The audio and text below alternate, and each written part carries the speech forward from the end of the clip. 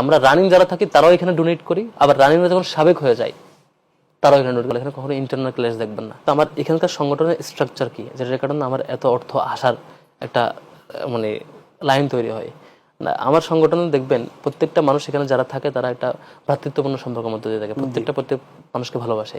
তারপর এখানকার অর্গানাইজেশন পুরোটা সুশৃঙ্খল, এখানে কখনো ইন্টারনাল ক্লাস দেখবেন না। এই 77 থেকে এখন পর্যন্ত ইন্টারনাল ক্লাস হওয়ার সুযোগ নেই। এখানে এটা একেবারে সুশৃঙ্খল, পারস্পরিক সম্পর্ক এরকম। এর পাশাপাশি আমাদের নিজেদের কখনো ভুল থাকলে আমরা একে অপরকে শুধরে দেওয়ার জায়গা থাকে, মানে সংস্কারের উদ্দেশ্যে আমরা একে অপরকে শুধরে দেওয়ার চেষ্টা করি। এর বাইরে আমাদের টোটাল সিস্টেমটা নিজেদের মধ্যে অডিট সিস্টেমের আওতায়। প্রতি 6 মান্থে আমাদের প্রত্যেকটা ছোট ছোট ব্রাঞ্চ, বড় বড় ব্রাঞ্চ, প্রত্যেকটা ছোট ছোট ইউনিট নিজেদের মধ্যে অডিট করি।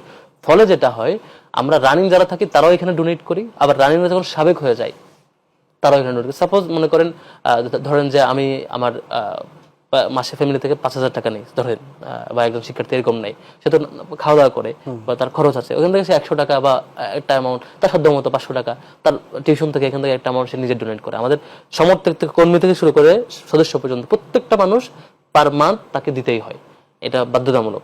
মানে একটা ফান্ড সে এখানে প্রতি মাসে দেয়, এটা একটা মিনিমাম সোর্স। সে এখানে একটা অভ্যস্ততা তৈরি। একটা মানুষ যখন সে সংগঠন করে 5-7 বছর, সে প্রতি মাসে চাকরি না করা সত্ত্বেও দিতে থাকে, তার যে দরদ তৈরি হয় এখানে, সে সাবেক হওয়ার পরও তার কর্মজীবনে পুরো জীবন সে এখানে তার ইনকামের মধ্যে থেকে দেয়। আমাদের প্রাইমারি সোর্স হচ্ছে আমাদের এই সকল সাবেক এবং বর্তমান ম্যান পাওয়ারদের যার যার সক্ষমতার আলোকে দেওয়া আর্থিক সহযোগিতা। আর এর বাইরে এবার হচ্ছে আমাদের মানে যখন যে কোনো সুদি দিতে চাই, এটা আপনার একটা প্রোগ্রাম করছেন, প্রোগ্রাম উপলক্ষে আমি হেল্প করতে চাই।